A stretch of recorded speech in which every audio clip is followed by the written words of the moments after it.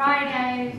Thank you, Amber. I don't think she's Amber here. No. She'll be here. Well, thank you, Amber, regardless, and all the work study students who have been so helpful with installation. So I'd like to begin by walking through some of my previous projects, walking a little bit through my process over the last 8 to 10 years, and then talk directly to the show Latch and Plaque, and so that means some historical background on St. Louis and urban design in St. Louis.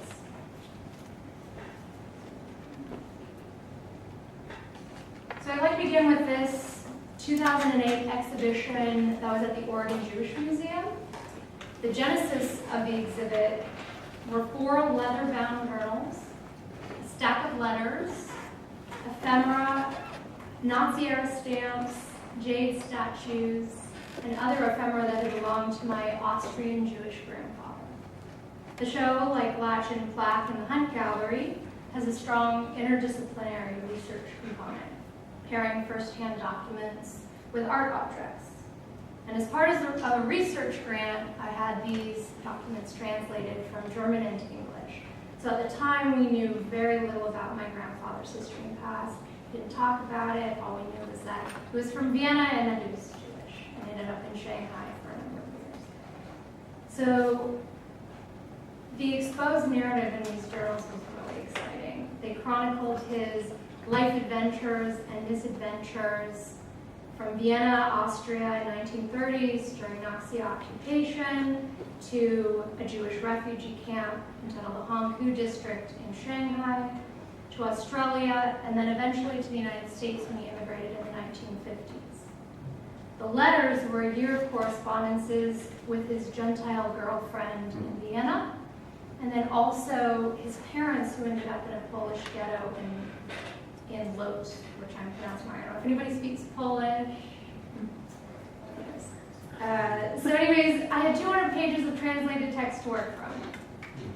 So, and my grandfather had a really strong literary presence. And so this provided a really great platform of inspiration for a series of 2-dimensional works, primarily oil on canvas. The show itself was comprised of 6 paintings, each paired with a passage or a letter from the historical material. So one of my favorite pieces, this is one of my favorite pieces, is entitled Between Thunder and the Light. And you can see here that there is Jewish text, there are birds, there are objects and items sort of buried into the abstraction of the painted plane. This piece in particular was about Jewish Zionism. And one of the major themes in the diaries was his conflict as to whether or not he would go and live in Israel and begin building this new state, or would, in effect, bury his past, move to the United States and assimilate. So, with as much gusto and drama as I can muster, I'm going to read a small passage that correlated with this particular passage. The roar of the useless passing time almost hurts my ears. Thoughtful beings, people full of ideals, reason, lips which clung to the lips of women, now utter commands to kill. Arms meant to do good are shattered and torn apart by bombs. How can God permit that human beings bring such unspeakable disaster among themselves? There is no longer a dividing line between good and evil. 17th of February, 1941. So at the culmination of this project, I shifted gears to making a series of paintings that were more minimal and more sculptural. I was experimenting with the architecture of the frame, with folding material on the canvas. And so I was looking at works like Lucio Fontana's 1963 cut pieces and other 1960s experimental painters, exploring both bodies and really the deconstruction of painting in itself. I was also looking at early medical renderings. This is Andreas Vesalius on the left. And it's not so dissimilar from, I don't know if any of you remember, but the Bodies Revealed exhibition that came out in 2005. So these illustrations of skeletal structures, muscular structures on bodies still alive and posturing, spoke to a sort of liminal space, a body that was at once alive and dead in an impossible way. And I found this to be really interesting and something that even today is present in the work. This is an example of one of the sculptural pieces that I did with these images in mind. This was at the Washington University Galleries in 2011. Moving away from the frame and the wall and replacing them with the body directly was a huge breakthrough moment in my studio. It took me a long time, but I eventually killed the rectangle, killed the frame, which as a painter, as somebody who was really impassioned with the very application of paint on canvas, it was a little bit traumatic in the studio, but it was something that I believe really needed to happen and opened up a whole wealth of other opportunities for me and for my practice. So here you see the same piece in 3 separate iterations, and then eventually, instead of ending up on the wall, it ended up on body. And this piece was in the Kemper Museum fashion show in 2011. It's for those textile lures, it's a cashmere wool blend suiting material that I got from Mood in New York, which was a pleasure. If any of you work with fabrics, it's definitely a destination. I also continue to work in relationship to frame the grid. As much as I killed it, at least it became sculptural, and I was working with synthetics instead of just canvas. So one of the other elements that I employed in my studio practice was pleating. And pleating provided what I understood to be a sort of intimate architecture, not dissimilar to Vesalius's medical renderings. And I found pleating as capable of mimicking vertebrate structures, rib cages, crustacean exoskeletons, and corset boxes. So this piece is again suspended, and it's a silk chiffon, neon green silk chiffon. This is another piece that was in the Kemper in 2011 and speaks again to that reimagining of this liminal in-between body. It also correlated with the wall piece. So even you'll see the black and black, the relationship to the wall is still present even if I'm working in a 3D fashion. So these pleated objects are molds from a haute couture pleating studio in Paris. And so while I was in residence at the Cité, I worked with the Gerard Lognon haute couture pleating studio. So if you are looking at high-end fashion magazines, Louis Vuitton, all of those big name designers, that's where they get their pleated materials. And the studio has been in existence for over 100 years. And they are very hush-hush about how they make the molds. Anybody can order materials, but how they actually constructed these art objects in themselves, they never told me. But I worked with them and learned how to insert the fabric into the molds. And so these are just some of the examples of the options. But again, there were almost 300. Rolls and rolls to the ceiling of these beautiful molds. And so I was with them for 3 months and had just the most amazing time. It was really lovely. This is an example of one of the molds being detached from the fabric. And I could probably go on and on about that, but we have a lot of other things to talk about. This was a piece in the group show in Noyers at the culmination of the residency. Again, I'm dealing with body, with skeleton, with spine, but this piece began to include little found objects. things from the flea markets in Paris, and then weights. That this whole seemingly liminal, delicate object is in effect quantifiable. It's measurable, it's weighted, it's suspended in space. So this was at the Port Piet in 2011.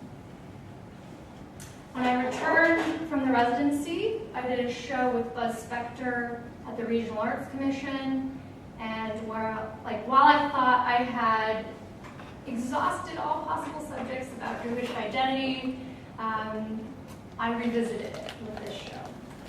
The show is called Tradition, and it was about contemporary Jewish identity. And so this series of pieces were hybridized forms of hawks and doves. So there's a quote in the Bible that says the Jews are at once hawks and doves. They're at once militaristic and agrarian simultaneously. And so I took that statement to another and more literal level. So these objects combine pleated materials to give them a sort of bodily exoskeleton, if you will, and then I paired them with faux top talons, which you can see right there, hawk talons, feathers. I had the World Bird Sanctuary in St. Louis donate hawk feathers for the show, and I can pull an example. It's another example. This isn't with a hawk or dove egg. It's actually an ostrich egg, but it's a much more interesting form. It's 10 times as big. But again, pairing this, I think, is maybe a more literal example. You have a hawk feather and a dove feather. Here's the dove feathers in the same linear radial form. This, too, just as a side note, this pleated form was originally used by Chanel as shirt cuffs. So some of the pieces have these embedded histories that you're not really going to read in the work, but a little extra taste. So those I use multiple times in these pieces. And I was looking at work like Rena Banerjee. I find her pieces just so exciting. And so that was where the integration of these found objects came into those pleated forms. This is another image. And so all of these bird hybrid figures flocked around a 19th century Art Nouveau bird cage that I had lent to me by a local collector. And here's the final piece in the show. I inserted the tips of the hawk feathers into the crevices of the pleats to give the pleats additional structure and form. And if any of you look at that bird cage and are like, I feel like I've seen it before. Oh my God. And this was after the fact, after I did it, somebody was like, have you seen Batman Return? I was like, yeah. Anyway, so this is its second cameo, which I thought was pretty hilarious. I think the birdcage was originally owned by the Anheuser-Busch family, so maybe that's the way that was there. Anyway, so simultaneously to this project, I opened a contemporary art gallery space called The Hinge. And it paired, well, it was designed to hinge, pun intended, various sectors of the St. Louis arts community. So pairing immersion artist work with the auction world. I was at that time working as a decorative arts specialist at Ivy Self-Work Auctioneers. So pairing decorative art items with contemporary art. And so here you see a Nero Saarinen table paired with a 19th century French carved garden mushroom, oversized garden mushroom. And then we have tonneau chairs, Austrian tonneau chairs, the orange chairs here and here. And it's paired with a contemporary ceramicist, Heidi Grew, this painting piece and these other ceramic objects. This is another, just an installation shot from one of the first shows where it's really using, and we at least hope that it was in effect elevating the role of furniture and pairing it with these contemporary art pieces. This piece here is a work done by Korean artist Yoon Kim. It's paired with a refurbished 1960s macabre sideboard with, oopsies, I jumped the gun, with 19th century porcelain food dogs. So one issue with the gallery and a constant frustration was getting people there. This is the second place that I have lived in St. Louis that I just had the hardest time getting around to. So you'll notice here, this is, if I can help orient us, this is Lindell, Maryland, and then Newstead. So this happy little red and green spot here is where the gallery was. And you'll notice that there's only one entry point into this whole block region. We have street barricades, cul-de-sac, cul-de-sac, cul-de-sac, cul-de-sac, cul-de-sac, cul-de-sac. These were all through streets at one point. So that was not the only frustration, as I mentioned before.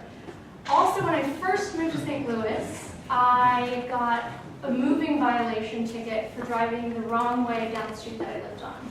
Okay, so there's a grocery store probably half a block away, and you could get to the grocery store because it was a one-way street, but to get back, you had to go all the way around, like 6 blocks. It took forever to go all the way around. So regularly, people would just disregard the one-way signs. Well, I got in trouble. So the cop pulled me over in my own driveway and gave me a moving violation ticket, which really spurred the genesis of this project. It was just frustration. I was on a sort of vendetta to prove St. Louis wrong, to keep record of every inconvenience in the city grid. This is a street sign from outside the gallery. So this is the building gallery is on the right, and this shows that every access point forward is blocked off. So I was really frustrated. So that's how it started. And at first I didn't even really see this as all that relational to what I was making in my studio and to my process. It felt like it was doing something different. And at these early stages, that was fine. I didn't have to explain it. Although I was familiar with Guy Debord's concept of the derive. So especially in the initial stages of the work, this was pretty influential in the way that I attacked the city. So the derive is a specific journey through an urban space. It's a sort of wandering, specific type of wandering, where you become attuned to the pathways of least resistance. And Guy Debord calls these desire lines. So this is one of his desire lines from the 1960s, where he's engaging with the city of Paris. So these are, I assume it's some sort of GPS, the way that he's revisited certain areas and then engaged other parts of the city. So I made my own map. Not so much of desire lines, but rather of the hindrances themselves. So this is a detailed shot of St. Louis with all of the barricades, one-way streets, and cul-de-sacs in the city. So at this point, a series of questions had undoubtedly arisen, and I'm sure some of you can think this up. Why are there so many gates? To be one. How long have they been here? How much did we remove them? How were they installed in the first place? And why? So at this point, I'm going to delve a little bit into the St. Louis history to give you some background. It's a pretty complex narrative. You could argue that it begins at the inception of the city. If we look at early St. Louis, we have German brewers coming in with German immigrants living in strictly German neighborhoods with German passports to access those immigrants. But I'd like to start in the 1960s and 70s, in large part to apparent failures in public housing projects like Furigo, WashU professor and urban theorist Oscar Newman wrote a book called Creating Defensible Space. And the book diagrams methods of what he dubs to be crime prevention, which in itself is a pretty loaded term. Crime prevention through ostensibly fortifying and virtually privatizing public space. So these are some of the diagrams from the text. Here we see what he dubs the entry portal, and then these are all cul-de-sacs blocking off this 9-block set. Here is another drawing where he's added barricades or blocked off streets instead of just the cul-de-sacs. So if we remember that image of the hinge and the map of the hinge and the location of the gallery, there's a lot of correlation in the way that that pocket was marked. So as the work developed, I saw the psychogeography of St. Louis as a sort of oxymoron. You see this explored in the show Latch and Plaque, referencing ideal urban plans or ideal monuments, and in their very language, they denounce themselves. So if you look at Sir Thomas More's images of utopia from 1516, utopia itself means no land, or no topos. So he's admitting the impossibility of this ideal urban, isolated space. So this was one oxymoron that stuck with me through the entire show, and something that I think makes St. Louis a really apt place to look at street barricades and disruptions in the urban grid, primarily because of the Gateway Arch. When Saarinen built it, the form was directly relational to a hanging chain, intentionally. So in effect, this wasn't even my idea. I'm going to take credit for it, but it existed before me. So the Gateway Arch is a catenary curve. Catenary literally means hanging chain. And another little tidbit, which I was telling Gary before, is that Thomas Jefferson was responsible for the term catenary in the 1700s when he was building Monticello. So ironically enough, we have a catenary chain at the Thomas Jefferson Memorial Grounds. And this dichotomy, this relationship between the idealized gate, the open passage, the symbol of manifest destiny, is also the same form of the chain street and the chain barricade, and a symbol that can arguably speak to socio-political issues and racial tensions and shifting demographics and mass exodus of industry out of a once thriving city space. So I have some images of the barricades that I've taken. I've taken a lot over the last 2 years, but some of my, I hesitate to say favorites, but kind of favorites are the most extreme examples. So this is at Washington and Pendleton in the northern portion of the Central West. So we have here 6 separate layers of deterrence. 6? Come on guys, 6. Whoa. This is crazy, right? Thank you. I'm excited. All right, so here on the left, we have signs with reflective plaques. We have this big old hunting guy in the center. We have this wrought iron thing kind of sandwiched in there by somebody. It wasn't adhered to the ground. That actually happens a lot, where you just find random pieces of gates, just like added. Little addendums, maybe from the neighbors, who knows? They just appear. These sculptural urns, flower pot urns, and then these industrial tubular forms, and then the sidewalk itself, that it has been cul-de-sac. This is at 15th and Cass, which is just north of the St. Louis Public Library downtown. And driving along, I'm trying to remember the name of the street. Does anybody know? The street that runs right here, that intersects. Regardless, almost every street that's running north-south is blockaded. When you drive along, it's just street after street after street. So this one is a barricade destroyed in the middle of the street. It seems like a safety hazard, to me at least, but it's just abandoned. It's in the middle of the block, the street's unusable, and it's forgotten. It's no longer able to be used, to be driven on.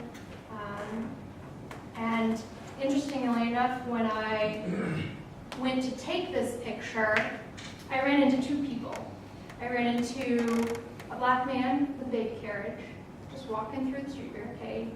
And then I ran into this guy who owned this impound yard over here, white guy in this big fancy truck, who was telling me how unsafe it was that I got out of the car by myself.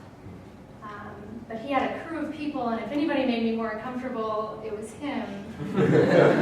And the nice guy with the big carriage.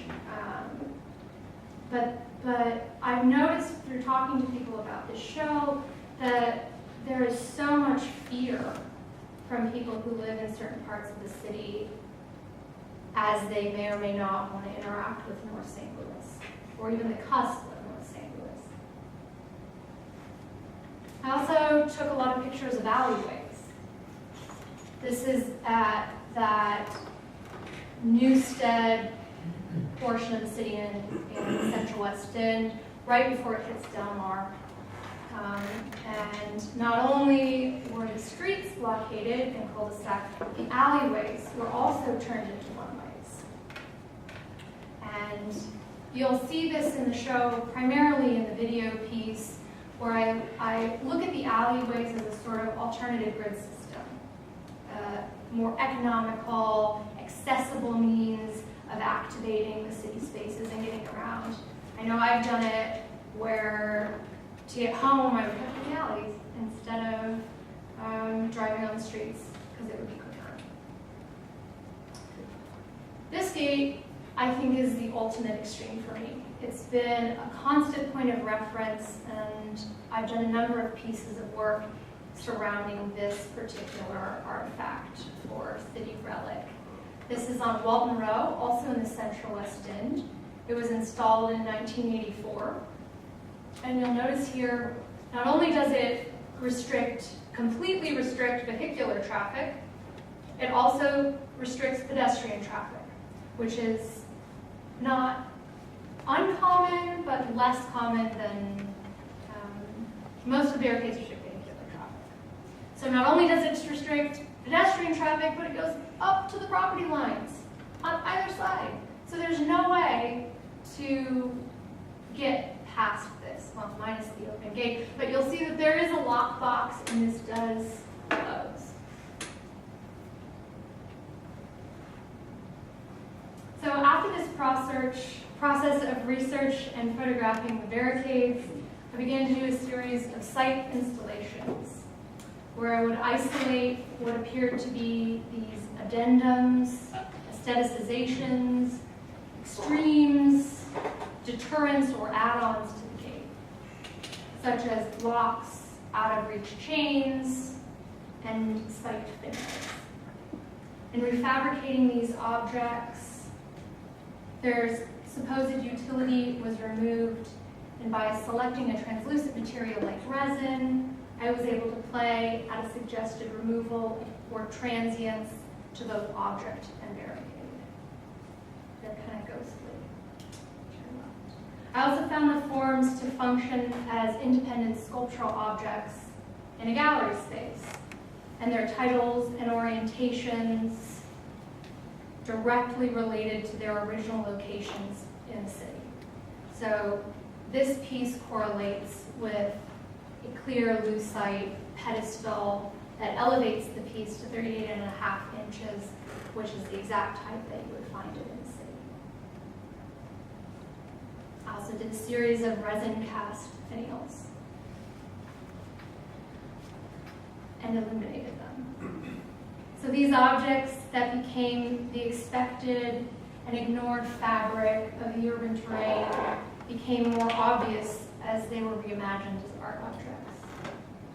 With the great quantity of documents, materials, city ordinances, research, legalities, and the socio-political and at times racial conversations that arise, when discussing the street barricades, it was a consistent goal of mine to have the work move beyond the didactic. Didn't want it to just educate you. To offer enough context without making the context the work. By exploring ocular metaphors, exaggerated gestures, and a sort of elegance of materiality was my hope to have reached for the poetic. Over the last 10 years, I've been continually inspired to explore a variety of different materials and concepts, not restricting my work to a single medium, but allowing form to ultimately follow function. As you all hone your art practices, I believe it is essential to see your work as a sort of laboratory for material and concept experimentation. So thank you all so much. Thank you all for your excitement about the work and your support. I'd be thrilled to take any questions about either my practice or